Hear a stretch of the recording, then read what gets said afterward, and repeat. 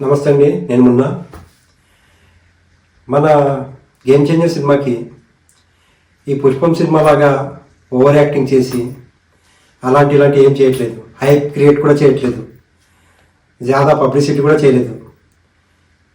రేపు సినిమా చూశాక block buster talk రాగానే ఉంటుంది ఒక హై రేంజ్లో.